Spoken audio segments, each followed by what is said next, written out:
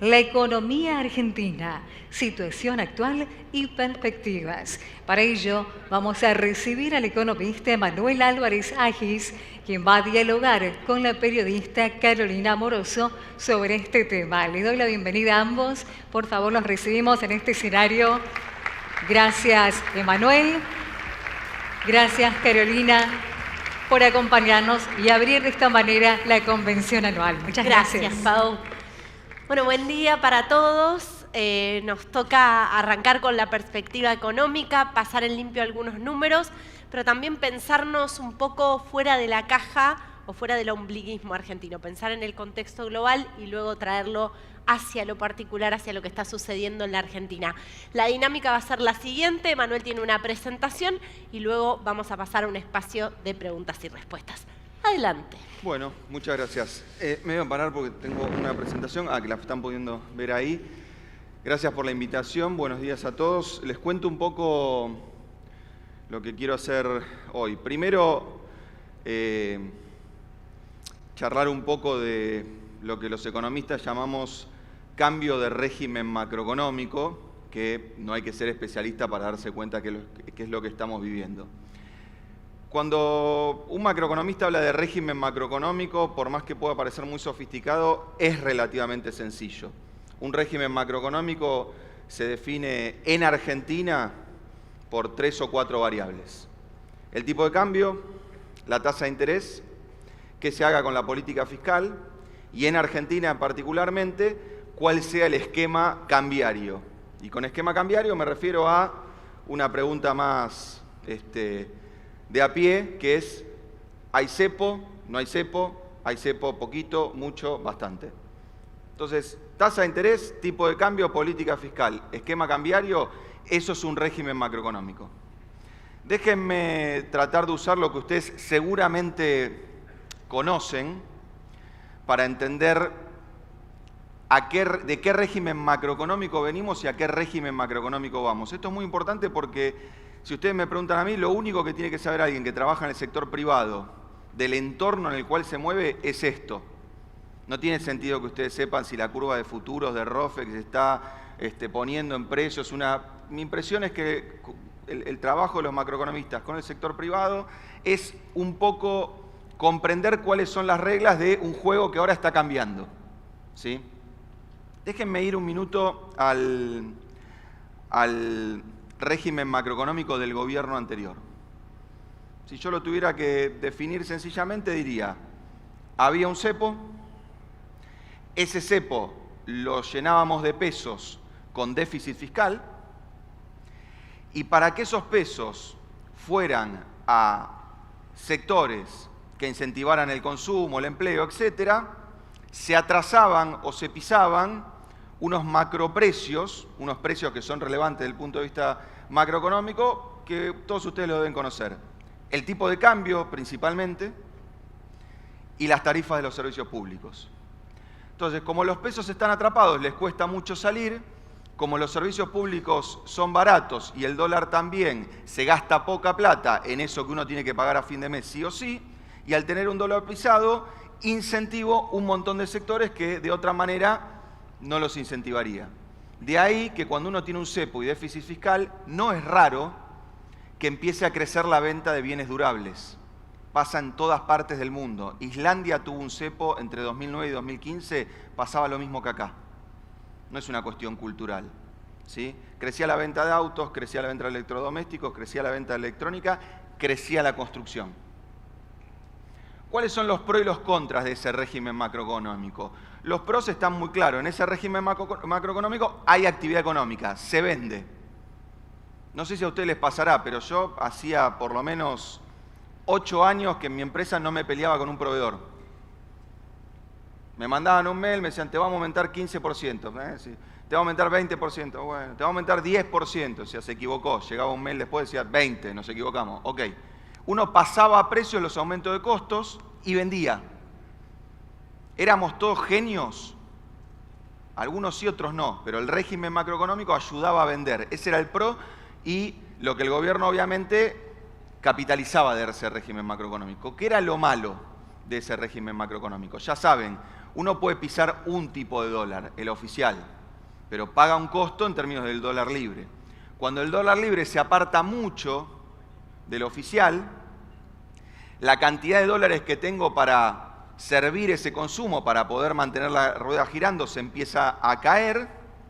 La inflación empieza a mirar más el dólar paralelo que el dólar oficial y en algún momento lo que estoy ganando en términos de crecimiento lo termino perdiendo, básicamente por suba de brecha, caída de reservas y suba la inflación.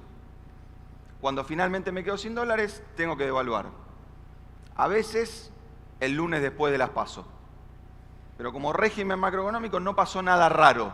No es una cuestión cultural. De vuelta, si acomodo esas tres variables y pongo un cepo, en todos los países del mundo pasan lo mismo. Les cuento una anécdota chiquitita para que nos sequemos de encima que el problema de la Argentina es un problema cultural, porque a mí es una tesis que particularmente me molesta, porque medio que quiere decir que el problema de Argentina es que está llena de argentinos, digamos. Entonces me pone ciertamente incómodo. Les contaba recién, Islandia 2008, crisis de la subprime en Estados Unidos, replica en Islandia, se van un montón de capitales, el Banco Central de Islandia dice, tengo una idea, voy a poner un cepo. La moneda islandesa es la corona y la moneda de referencia es el euro. Ponen un cepo, no se pueden comprar euros. Se arma una brecha, ¿de cuánto? 300%. Son todos islandeses, no había ni un argentino. 300% de brecha. Los islandeses dicen, che, tengo que viajar a Europa, ¿cómo hago? Necesito euros. El Banco Central dice, ok, si van a viajar a Europa, pueden comprar euros. Marca una cantidad de euros que podía comprar cada islandés si presentaba un ticket, un pasaje de avión que demostraba que efectivamente iba a viajar a Europa. ¿Saben qué hacían los islandeses, que son tipos que no cruzan los semáforos en rojo, no tiran los papeles en el piso, súper amables? Compraban un ticket low cost, no se tomaban el avión, agarraban los euros al oficial, iban a una cueva islandesa, que es un lugar re lindo, muy limpio, con mucha luz, pero se hace lo mismo que en las cuevas de acá. Vendían los euros al oficial y arbitraban la brecha de 300%.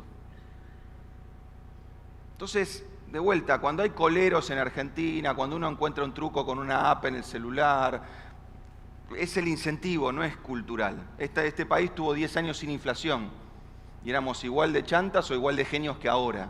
Entonces, el régimen macro define mucho cómo se mueve la economía y sobre todo define mucho qué es negocio y qué no es negocio. Vamos al régimen macroeconómico en el que estamos en la actualidad, que les voy a proponer es una transición y voy a intentar demostrarlo. Si miro las mismas variables que acabo de definir para el gobierno anterior, cepo, tipo de cambio, tarifas y fisco, tengo por ahora el mismo cepo.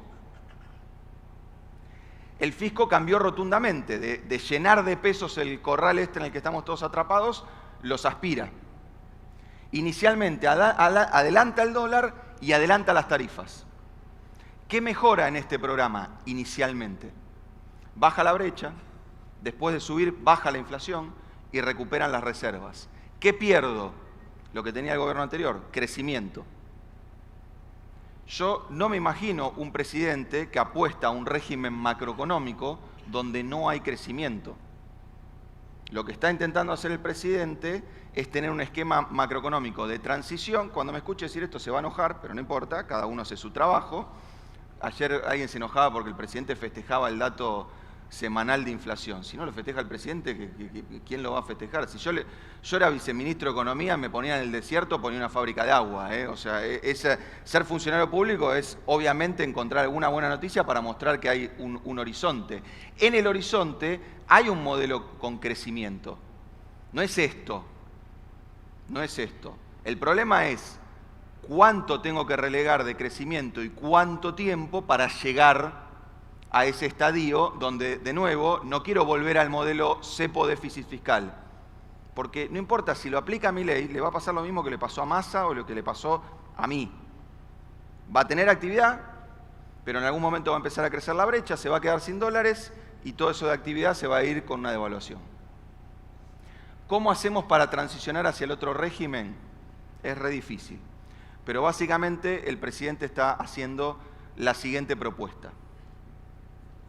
Yo no sé si se acuerdan que el presidente anterior, Alberto Fernández, cuando arrancó el gobierno, utilizó una figura bastante, para mí, adecuada, que él decía, el cepo es como una piedra en una puerta giratoria. Los dólares que están adentro no se van, porque la puerta está trabada, pero los dólares que están afuera no entran. Hagamos caso omiso un minuto de que tapió la puerta, digamos, le puso reja a las ventanas, pero no importa, la metáfora aplica. En mi trabajo a mí me toca interactuar con el Banco Central, con el Ministerio de Economía, con presidentes, con presidentas y también con compañías. Y la verdad que en esa charla es bastante claro lo que pasa. Cuando uno le dice a una compañía, che, ¿vos por qué no invertís en Argentina? No, pues si pongo los dólares no me los puedo llevar.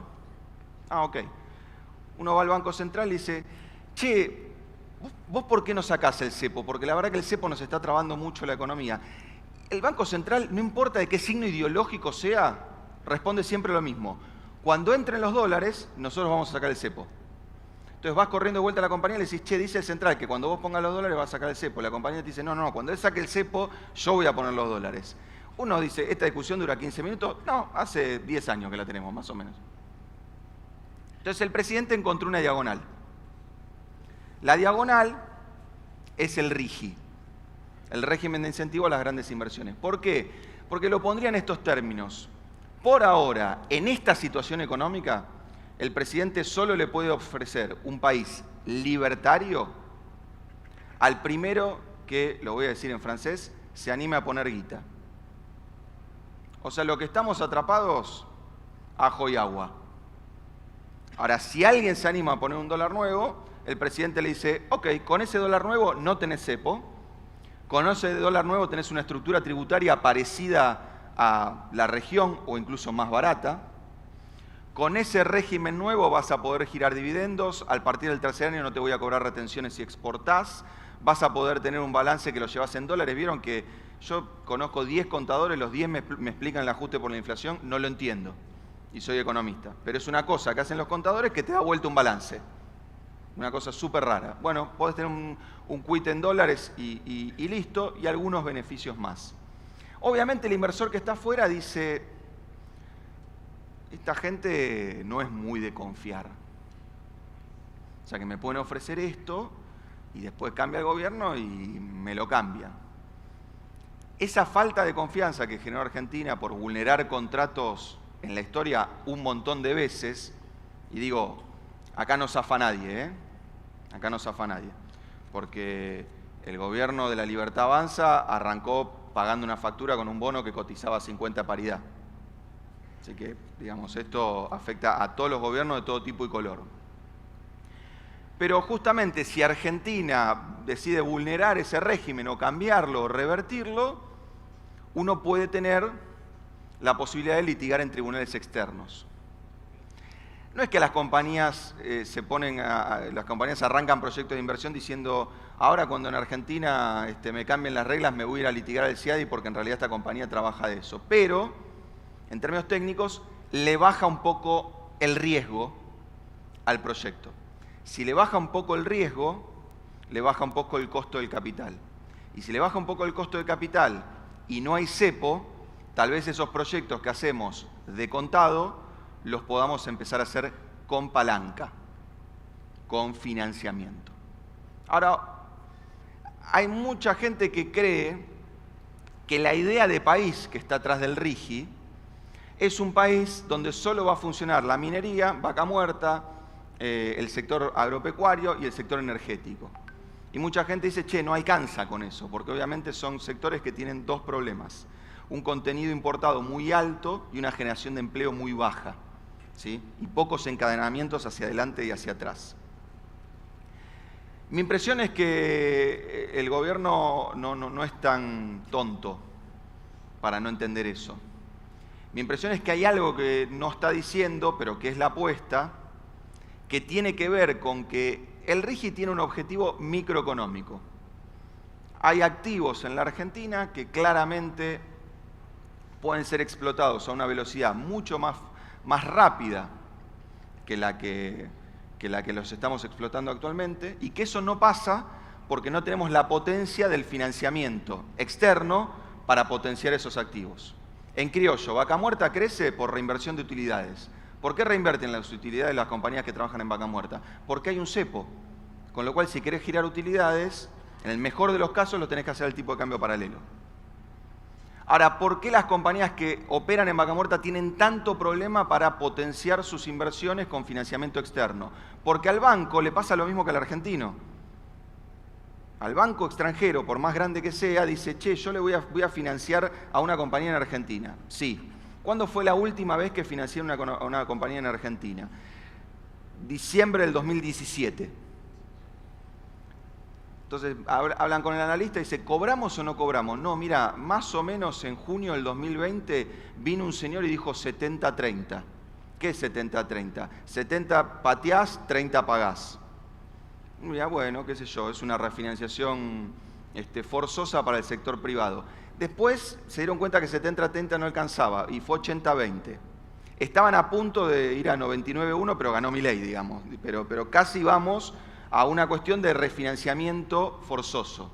Tengo un cliente que tiene un banco extranjero, tiene muchos créditos en Argentina, y yo le digo, ¿cómo te va con tus créditos? Y él siempre me dice lo mismo, yo no tengo créditos en Argentina, tengo equity. Digo, no te entiendo. Claro, me mandan guita, pero el principal no lo cobro nunca. Entonces, la idea del RIGI microeconómicamente es que potencia algunos sectores. Y eso va a ser espectacular para el litio, si es que ahora con estas novedades de corto plazo no se nos manca, va a ser espectacular para Vaca Muerta, va a ser espectacular para energía, va a ser espectacular para el agronegocio. Y algunos sectores más. Ahora, el rol macroeconómico del RIGI tiene que ver con usar ese flujo de dólares para estabilizar el tipo de cambio, que esa estabilidad del tipo de cambio genere una baja de la inflación sostenible en el tiempo y que esa baja en la inflación reactive, ¿qué cosa? El crédito. Mi impresión es que la Libertad Avanza está en un modelo de transición ahora. ¿A dónde nos quiere llevar? A un modelo de inversión con palanca externa, dedicadas a los activos donde Argentina tiene ventajas ya no comparativas absolutas, financiado con financiamiento externo que permita darnos alguna estabilidad cambiaria, que permita darnos baja de inflación sostenible, que permita reactivar el crédito. Si a alguno le suena a algo que ya vio, está bien, porque en términos de régimen macroeconómico, lo que, en mi opinión, tiene en la cabeza la Libertad Avanza, tiene aspectos parecidos a la convertibilidad. Sé que hay, digamos, amor y odio con la convertibilidad, pero déjenme tratar de hablar un minuto de ese régimen macroeconómico porque, insisto, estoy intentando que entiendan que estábamos en un régimen macroeconómico donde había una pelota, dos arcos, un tipo vestido de negro que tocaba un pito, y ahora la pelota es naranja, hay dos aros, se juega distinto. Entonces, si uno no entiende el nuevo régimen macroeconómico, va a empezar a patear la pelota y le van a cobrar falta. ¿Sí? Los 90 fue un modelo de apalancamiento externo destinado a la inversión, sobre todo a la inversión extranjera directa, cuyo flujo de capitales lamentablemente no fue suficiente, pero ayudó a estabilizar el tipo de cambio. No es que el dólar estaba quieto por ley. Uno por ley puede poner cualquier cosa, pero si no hay dólares, el tipo de cambio vuela por el aire. Lo que permitió sostener el tipo de cambio fue, en parte, la inversión extranjera directa que recibimos para hacer todo lo que hicimos en los 90. Digo, parte de las generadoras de energía que hoy permiten iluminar acá adentro se hicieron en los 90. La revolución de las hojas se hizo en los 90. Todo el crecimiento de la matriz de generación, sobre todo que con gas, no me sale el término, se hizo en los 90. Digo, pasaron un montón de cosas con esos dólares que entraron. ¿Sí? Ahora, ese flujo de dólares que, insisto, lamentablemente no fue suficiente con la inversión, hubo que privatizar, hubo que tomar deuda, pero esos flujos de dólares permitieron estabilizar el dólar.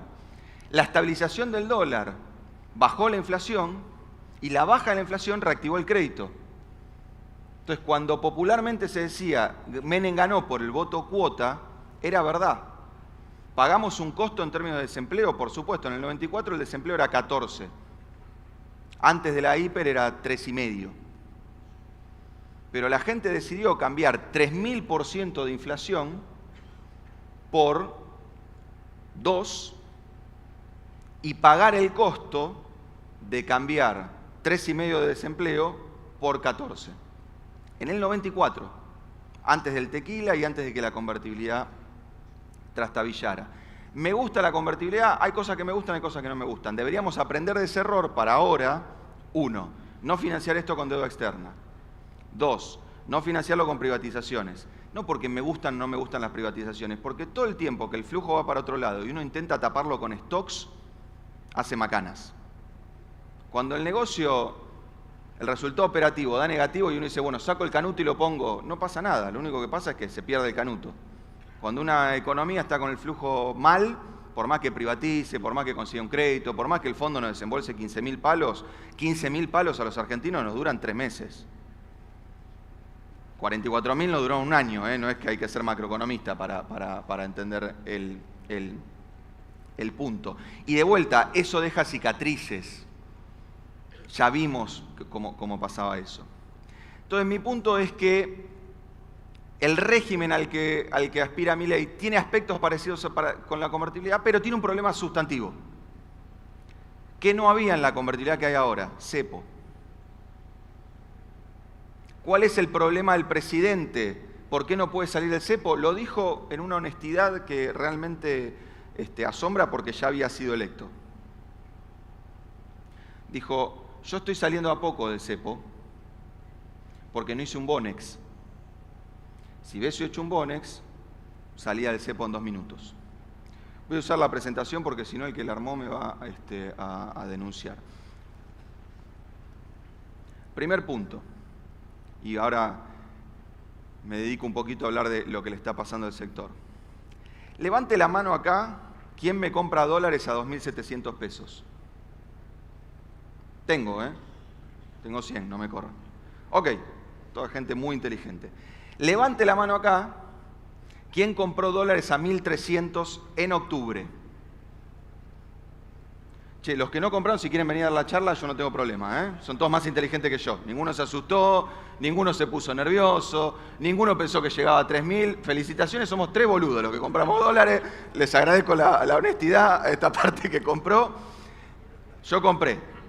De esos que compraron y no me dijeron que compraron, levante la mano, ¿quién no los vendió todavía?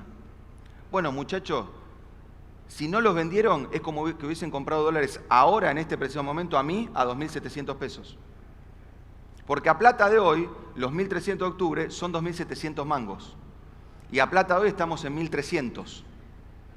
Entonces uno diría, bueno, yo no soy especialista en finanzas, no me doy cuenta de esas cosas. Me gusta el dólar, lo veo ahí, lo toco, es cara grande. ¿Vieron esa cosa? Cara grande. La otra vez estaba en Manhattan, un tipo me dice, cara chica no te acepto. Digo, ya cruzamos, o sea, ya se avivaron en Manhattan, cagamos. Voy a esto. Ok, ninguno es un especialista en finanzas para darse cuenta que tendría que haber vendido el dólar que compró a 1.300 porque sería como haberlo comprado ahora a 2.700. Ok. ¿Alguno compró stock a ese dólar y pensó que lo iba a poder vender? Yo estoy seguro que ustedes hablan con un montón de gente que sí. Porque cuando uno mira el índice de costo de la construcción, lo que nos está pasando es que nos quedamos clavados con una estrategia que en el régimen macroeconómico anterior funcionaba, que era comprar algunos insumos al paralelo, total después lo descargabas en el precio y vendías.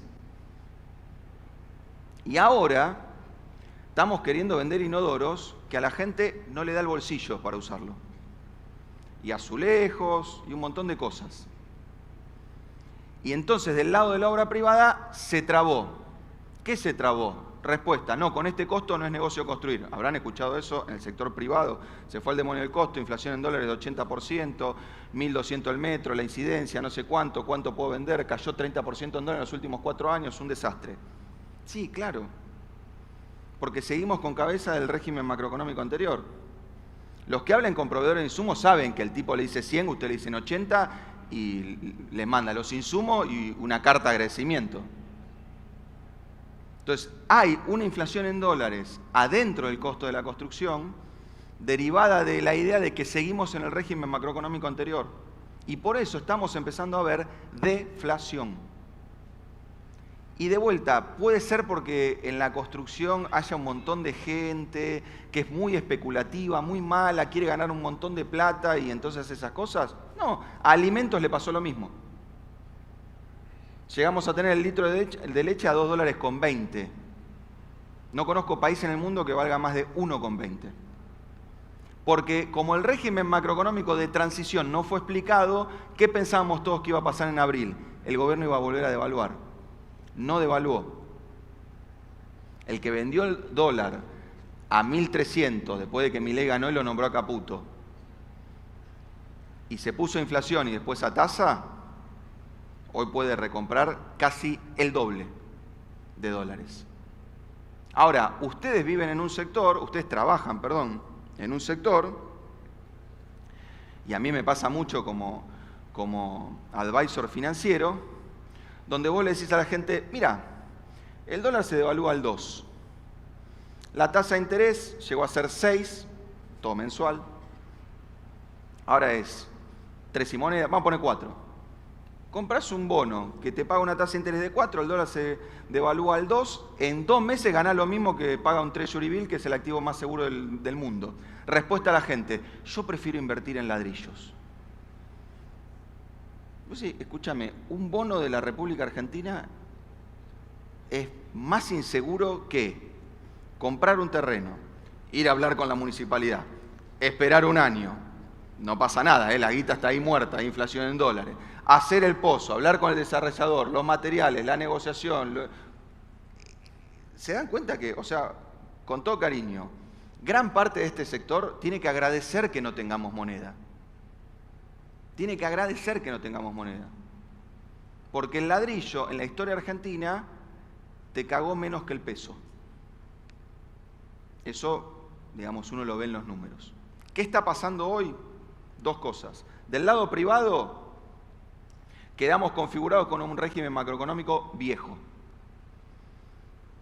Quedamos configurados con un régimen macroeconómico viejo. ¿Por qué?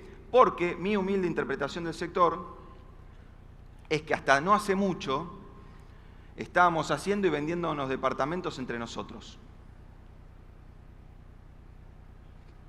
¿Por qué? Porque había un cepo. Entonces, como los pesos no tenían a dónde ir, mejor meterlos en un ladrillo que en un bono que paga mucho porque es muy riesgoso. La relación entre el ingreso de la población y el metro cuadrado estuvo en octubre del año pasado en el mínimo histórico. La relación entre el ingreso de la población y el alquiler estuvo en octubre del año pasado en el mínimo histórico. Y en octubre del año pasado yo seguía viendo proyectos para construir departamentos de 3 ambientes, de 7 ambientes, en un country, en un barrio de ingresos medios, no importa.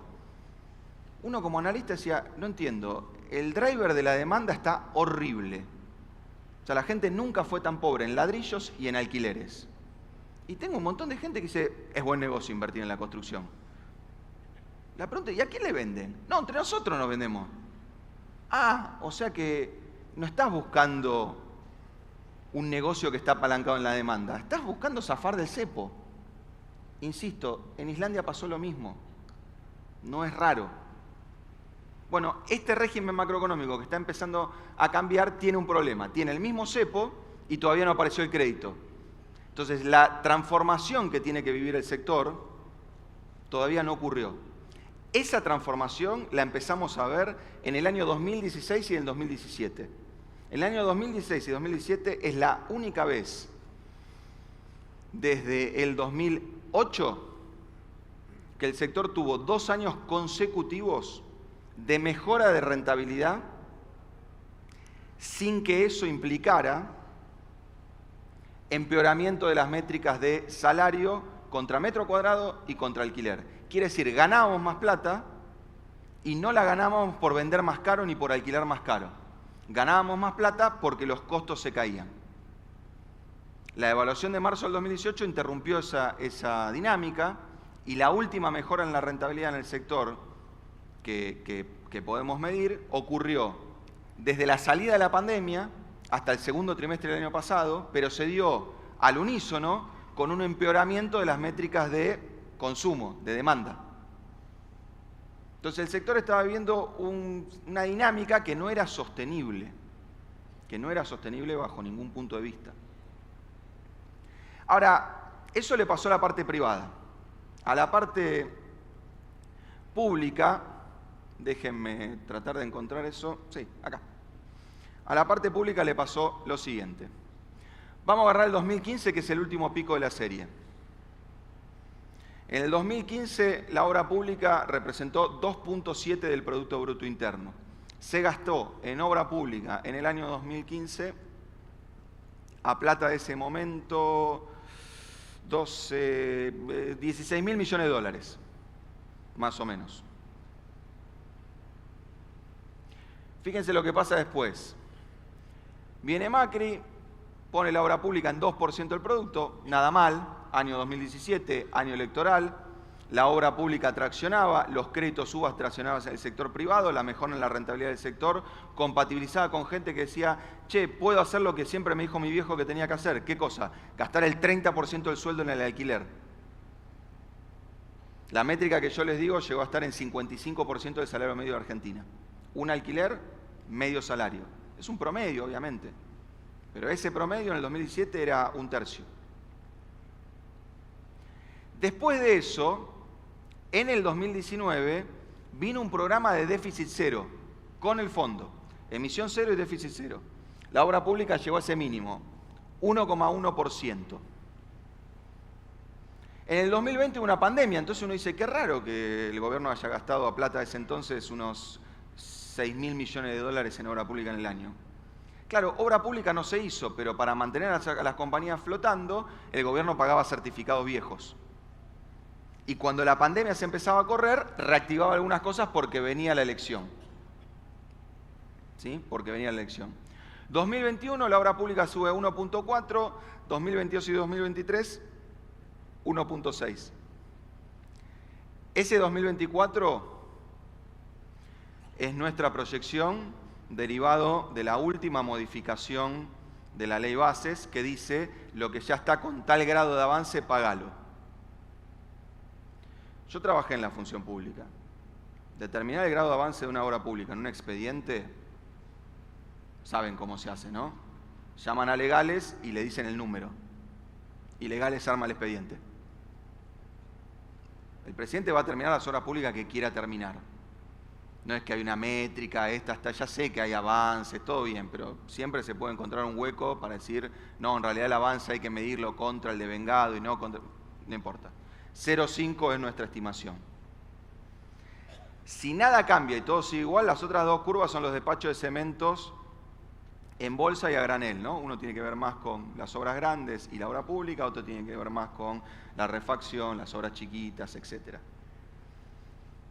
Irían a un lugar horripilante. Horripilante. ¿Hemos vivido puntos tan bajos? No. No, porque nunca un esquema de transición nos combinó horrible rentabilidad del lado privado y contracción drástica de la obra pública. Entonces el sector está viviendo la crisis perfecta. Enero, febrero y marzo fueron iguales que la pandemia en materia de despacho de cemento. Abril ya no, mayo tampoco. ¿Hay algún brote verde? Sí, hay algún brote verde. Pero esta es una recesión, en mi opinión, larga. No hay una B corta, ojalá haya una U, pero arreglar lo que, en mi opinión, desde el punto de vista cuantitativo, es la segunda peor herencia económica desde la vuelta a la democracia, creo que la peorcita se la llevó Alfonsín, no tarda 6 meses. Cuando el presidente asumió, tuvo un rapto de honestidad. Dijo, se vienen 2 años complicados. Ahora estamos haciendo cherry picking de la inflación la semana pasada dio 0, despacho de cemento, si lo mido ajustado por feriado, Semana Santa, la temperatura y otra cosa que hacemos los economistas, que es apretar un poquito el número para que dé, da positivo. Sí hay datos que dan positivos, obviamente. El campo me está haciendo más 40% en actividad, más vale que da positivo. Pero más 40% del campo es un punto del PBI. Y el PBI este año va a caer probablemente 4%, con lo cual si saco el campo caería 5%. ¿Toda la recesión es culpa del presidente? No. Heredó una cosa horrible y decidió un programa para superar la inflación que la imagen que les dejo es la siguiente. El presidente agarró el auto, había una pared. Por centro derecha le decían, mirá, esquivala por la derecha. De a poquito, gradual, con consensos del 70% y qué sé yo. Por izquierda le decían, esquivala por izquierda. El que manejaba el auto debería decir, ya fuimos a izquierda, estamos campo traviesa izquierda, pero no importa, esquivala a izquierda. El presidente dijo, ¿sabes qué? Yo acelero y la paso. Porque su hipótesis es que la única forma de superar esta inflación es con una recesión que nos lleve a internalizar el nivel de sobreconsumo que nos generó el esquema anterior. ¿Aguanta o no aguanta? No tengo la respuesta. El fin de semana largo tuve una intuición de cambio cultural. Es una anécdota, vale lo que vale una anécdota. Estaba en la cola de la estación de servicio, fin de semana largo, imagínense, una cola de 70 personas, horrible. Había adelante una mamá y un nene, y le pasa a la mamá lo que cualquier padre odia, que es que el nene le pide la golosina más cara de toda la estación de servicio. Entonces el nene lloraba, gritaba, la mamá no sé qué le decía, lloraba, gritaba, no sé qué le decía. Y la mamá en un momento lo mira al nene, estoy hablando de un chico de 7, 8 años, ¿eh? La mamá lo mira al nene y dice, hijo, como dice el presidente, no hay plata. Y el nene le dice, ah, ok. Si nos pasa lo mismo a los 47 millones de argentinos, pasa la pared, raya un poco el auto y cambiamos de régimen macroeconómico. Si hacemos como los nenes y a la próxima estación de servicio nos olvidamos, probablemente no pasa la pared, el auto se rompe y veremos qué hacemos. Corto acá esta introducción y vamos a charlar todo lo que tengas ganas. Gracias.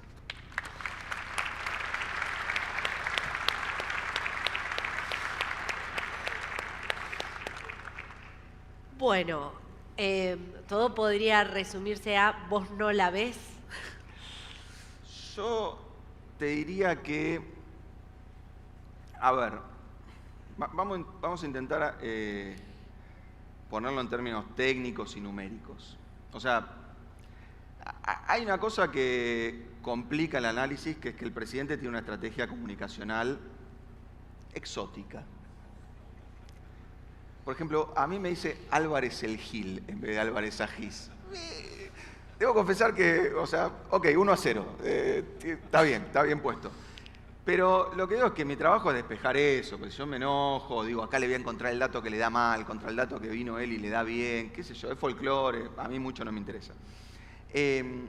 La verdad que yo creo que el presidente arrancó su gobierno con un sano giro pragmático, que se ve en muchos ámbitos y que obviamente después el presidente tiene que mantener lo que lo hizo ganar y al mismo tiempo sostener lo que lo hace sobrevivir. Entonces se arman unos despioles bárbaros. Pero a ver, no hubo dolarización. La motosierra, que eran 5 puntos de ajuste del gasto público, inicialmente se transformó en 3 puntos de ajuste del gasto y 2 puntos de suba de impuestos. Dijo, me voy a cortar un brazo antes de subir un impuesto. Bueno, ya no le quedarían brazos si hubiese cumplido la promesa, pero de vuelta, un ajuste pragmático. De esos ajustes que los técnicos decimos, eso sí puede andar, porque los ajustes grandes tienen más probabilidad de funcionar cuando son balanceados entre baja de gasto y suba de impuestos. Usualmente los ajustes que están todos volcados a los impuestos, todos volcados a los gastos, fracasan. Porque claro, el que le toca pagar dice, che, y al lado sigue con cepo, y pasó de dolarización a la Ocampo, a dolarización a la Salvador, de a poquito, a la dolarización de facto, a la competencia de monedas, que el fondo nos acaba de decir, hagan lo que hacen Perú y Uruguay. Ah, ya entendimos, ok. Es un programa súper normal. Claro, el presidente dice, no, el consenso de los analistas decía que la inflación ahora, en vez de ser 4, 5, que es lo que va a dar este mes, iba a ser 7, 8. Es verdad. Pero lo que los analistas hicimos fue poner en nuestras proyecciones de inflación el programa de ajuste tarifario que el presidente publicó el 12 de febrero en las audiencias públicas. Y eso no hay que ser macroeconomista, es aritmética. Calculás el aumento, multiplicás por el ponderador del IPC y te da el resultado. ¿Por qué retrasó tanto los aumentos de tarifas el presidente? Porque se dio cuenta que ese nene, alguna de esas golosinas, tenía ganas de comerlas. Entonces, yo no sé si la veo o no la veo, no importa. Imagínense, macroeconomista en Argentina, yo siempre digo que tengo palabra porque los números siempre están mal. Entonces, si me quedo sin palabra, me quedo sin nada. Pero mi impresión es que el presidente pragmáticamente se dio cuenta que el nivel de recesión al cual nos iba a someter era demasiado grande. Y decidió meter un rebaje. ¿Quiere decir que ya está campo traviesa hacia el cepo, el déficit fiscal y qué sé yo? No. Pero quiere decir que esa destrucción de la inflación apalancada o sostenida por una recesión la estamos empezando a cambiar por ir más despacio con el dólar y más despacio con las tarifas. Si seguís así, vuelvo a lo del régimen macroeconómico. Tenés cepo. ¿Qué tiene de diferente Milei? Ajuste fiscal, adelanta el tipo de cambio, adelanta las tarifas. ¿Qué está haciendo ahora? Adelantar menos las tarifas, adelantar menos el tipo de cambio. Ojo que si seguís así y entregás el déficit, el superávit fiscal, volviste al régimen macroeconómico anterior.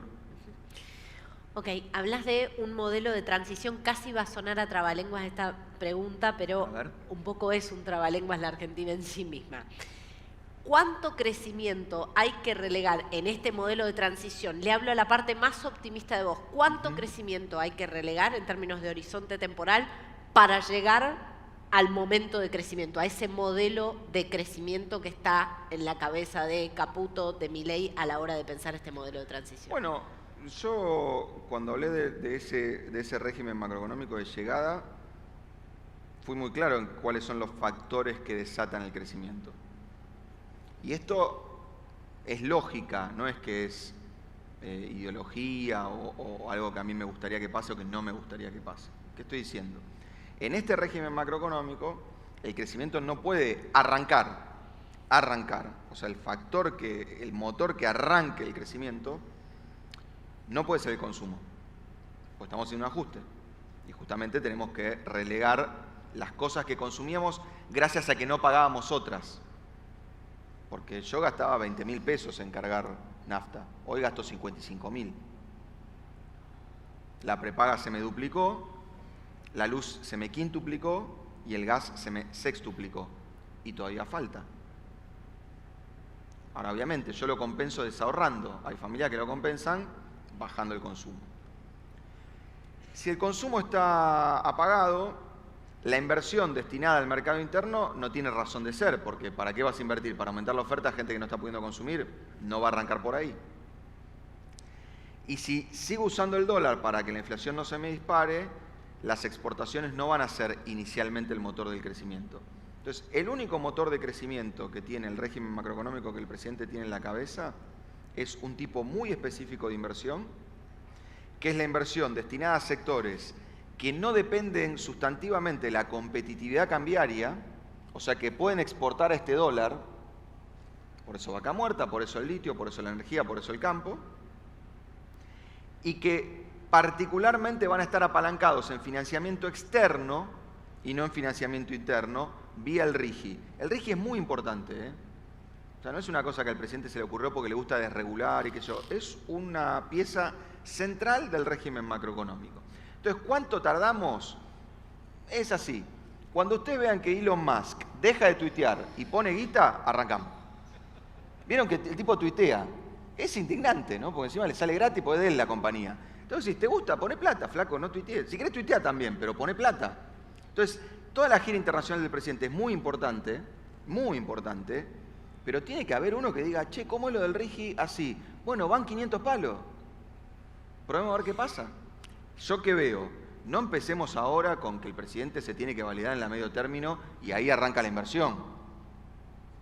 Porque si hacemos eso, vuelve el cepo, vuelve el déficit fiscal. No, bueno, pero hay algo objetivo que tiene que ver con una debilidad de origen del gobierno. Sí, claro. ¿Sí? Lo vimos con todo el tira y afloje de la ley Bases, que de ley ómnibus pasó a ser ley combi. Claramente es un gobierno al que le está costando y que necesita validar que tiene esas bases más allá del respaldo popular, que siempre es bastante más lábil y bastante más volátil. La gran pregunta es si se puede reconstruir la confianza, teniendo en cuenta esto que vos decís, el historial de la Argentina. Yo soy más amigo de la rentabilidad que de la confianza. Déjame contarte una anécdota ahora que está de moda esto de los regímenes especiales de inversión. A mí me tocó negociar el acuerdo YPF-Chevron en su momento. Era un acuerdo donde nosotros, como gobierno, relegamos un montón de condiciones. Un montón de condiciones. Nos quedamos con una, que para mí es el punto débil del RIGI. Nosotros le dijimos a Chevron, ok, todo este listado, pero los dólares los liquidás por el oficial. Al Banco Central de la República Argentina. Con brecha en ese momento de 38% cuando se firmó el acuerdo. Nosotros éramos de la hipótesis que si la brecha subía de 50% se acababa el país. Pero bueno, éramos jóvenes, inocentes, idealistas. Después vieron lo que pasó. Ese año, 2013, Chevron mete 3.500 millones de dólares por el MULC. O sea, se los vende a Fábrega, al dólar oficial. Es el ingreso de inversión extranjera directa más alto en la historia de la economía argentina. Cuando ocurre eso, el negociador de Chevron nos invita a comer. No voy a contar esa parte de la anécdota porque como el ministro de Economía de ese entonces, Axel Kicillof, era un tipo muy austero, no aceptó la invitación a donde invitó el de Chevron y lo llevamos a comer a un restaurante que a mí me da miedo que nos chorearan a nosotros, digamos, no al de Chevron. Y entonces con Axel teníamos un acuerdo de que yo le iba a hacer una pregunta que a nosotros nos desvelaba y no se la habíamos hecho antes por razones obvias. Entonces estábamos comiendo ahí, le hago una pregunta. Usted que, digamos, vio esta economía, que hay un cepo, cepo 2011-2015, si ponemos eso ahora arriba de la mesa, mi ley dice salí del cepo. Acuérdense que podían comprar $3.000 por mes cada uno para ahorrar, etc. Le digo, ¿a usted no le da miedo meter esta cantidad de dólares en una economía que tiene restricciones cambiarias? El tipo me dice, mira, nosotros invertimos en economías donde por el aire vuelan misiles. Me parece que de la restricción cambiaria lo podemos manejar. El acuerdo implicaba que cuando Chevron llegaba a determinado nivel de producción, podía empezar a girar dólares como dividendos. El nivel de producción de Chevron, del acuerdo de Chevron, que además es público, con lo cual si quieren hacer denuncias háganla, pero el acuerdo está publicado, se alcanzó, por eso lo puedo decir, porque no estoy revelando nada que no pueda, se alcanzó en febrero del 2021.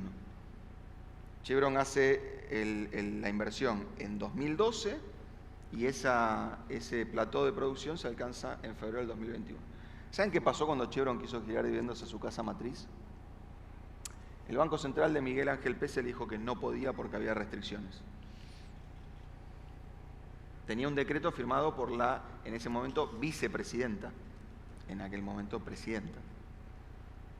Entonces, lo que digo es que Argentina no va a generar credibilidad hablando, porque por definición la credibilidad es algo que no la podés, o sea, yo te digo, te juro que no te voy a volver a mentir, te mentí 20 años seguidos. Se genera credibilidad con hechos, y para que ocurran los hechos, las rentabilidades tienen que ser más altas, porque donde hay más riesgo de que te caguen, vos pedís una TIR más alta. Eso es así en el capitalismo desde que se inventó. Entonces el RIGI lo que hace es mejorar la TIR de los proyectos. ¿Por qué? Porque entras a un país que sabe cómo entrar pero no sabe cómo salís.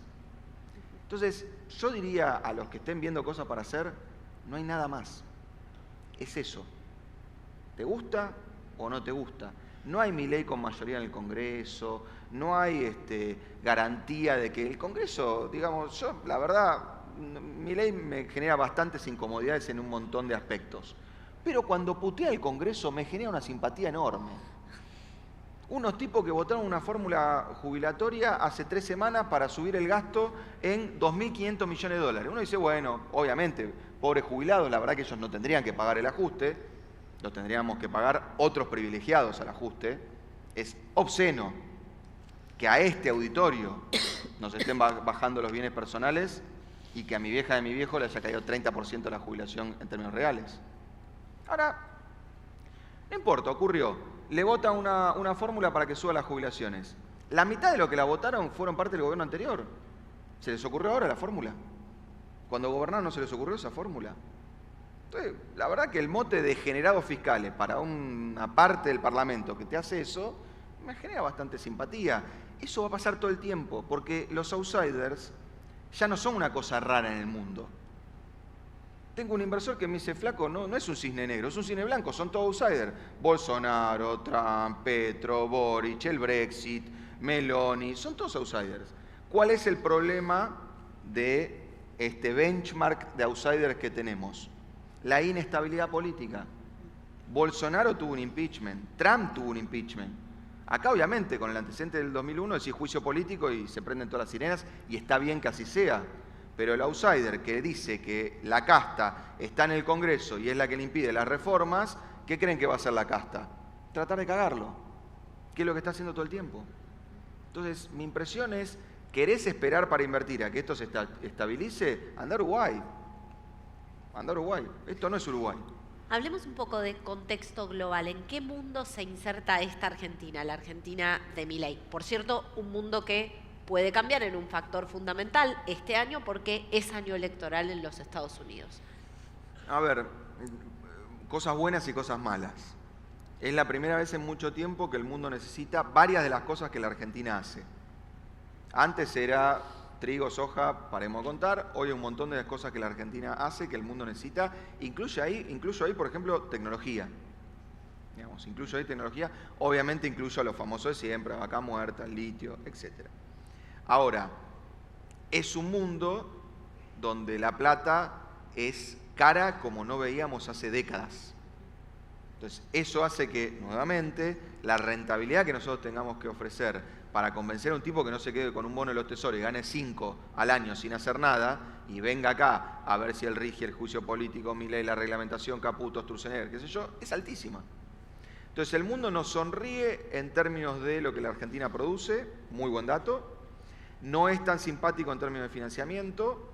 Uno está esperando que la Reserva Federal finalmente baje la tasa. Creo que eso se va a demorar y el mercado así lo está poniendo en precio. Con lo cual, yo diría, la cuestión de la plata fácil, que fue, creo yo, el acta de defunción del gobierno de Macri, por buenas o malas razones, hoy no está. Hoy no está disponible para Argentina. Esto sale con inversión extranjera o no sale. No hay hot money para Argentina, no hay carry, no hay nada de eso con estos niveles de cepo. Esa potencialidad de la que siempre hablamos de la Argentina, el caso Vaca Muerta quizás sea uno de los casos, digamos, más cabales que sintetiza eso, necesita de la infraestructura, hablando un poco específicamente del sector de la construcción, para salir de la potencialidad y ser algo muy concreto, ¿no? Por ejemplo, la energía se tiene que distribuir de alguna manera y así podríamos hablar de muchísimos casos. Y cuando hablamos de infraestructura, no solamente hablo de obras nuevas, sino del mantenimiento y la mejora de obras existentes. ¿Cuál es la perspectiva para el sector? ¿Cuál es, perdón? La perspectiva para el sector. A ver, mi impresión es que Milei está montando un argumento político para resolver un problema bastante claro y cotidiano, que es que no tiene dónde ajustar. Y al no tener dónde ajustar, la obra pública se ha llevado la peor parte. Y la infraestructura se ha llevado la peor parte. El gasto en obra pública está cayendo entre 80 y 90% en términos reales año contra año, o sea, está prácticamente en cero. Tiene razón el presidente diciendo que el sector privado tiene que hacer la infraestructura que necesita para explotar Vaca Muerta, el litio, la propia energía. Yo creo que es un argumento que está bien en 1/3 de las obras de infraestructura que puede existir en Argentina. Los otros 2 tercios, si no está el Estado, es imposible, porque además, insisto, Argentina tiene el problema del financiamiento interno. O sea, tenemos un sistema financiero interno chiquito y de corto plazo. Insisto, no porque los bancos son malos, los banqueros de Argentina son iguales de avaros que los banqueros del resto del mundo, pero acá hay inflación. Entonces, uno va a un banco y dice, quiero un crédito hipotecario, sistema francés. El tipo te dice, la cuota es un número de teléfono la cuota. Pero obviamente, porque si hay inflación, el dinero en el tiempo vale poco. Entonces el banco tiene que recuperar el capital mucho antes. Y uno medio que se pone a discutir ahí con el banco y dice, escúchame, si pudiera pagar esa cuota no necesito el crédito. O sea, que es como... Pero con esta inflación, si el capital no lo recuperaste en 3 años, fundió el banco, no el tomador de crédito. Entonces, Milei no le puede pedir al mercado que financie de largo plazo obra de infraestructura con un ticket enorme si Argentina tiene inflación de, me pongo optimista, 2% mensual. Ahora, lo que tiene que lograr el presidente es cargar el ajuste sobre otros sectores que podrían aportar un poco a este ajuste de cinturón que nos estamos haciendo todos. Yo insisto, no es por poner nombres propios ni echarme en contra de sectores, pero si todos estamos poniendo, mi mamá 30% de su poder adquisitivo, mi papá también, ¿en serio tenemos que gastar un punto en Tierra del Fuego o 0,8 en software? No estoy diciendo eliminémoslo, estoy diciendo como en la pirinola, que todos pongan. ¿De verdad vamos a armar un zafarrancho en materia de bienes personales para juntar 5.000, 6.000 millones de dólares que, insisto, los argentinos nos los fumamos en un mes para premiar al que no pagó impuestos? No estoy en contra de los blanqueos. Lo que estoy diciendo es que es un momento de poner, no de sacar. En la medida que la casta defienda esos privilegios, el ajuste lo van a pagar los jubilados y la obra pública, que son los 2 principales afectados en el ajuste de Milei. 30% del ajuste está apoyado en los jubilados, 15% del ajuste total que está haciendo el presidente está apoyado en la obra pública. Es demasiado y no es sano. Esa es mi impresión. Muchísimas gracias. Gracias Manuel. a vos y gracias a ustedes por la presencia.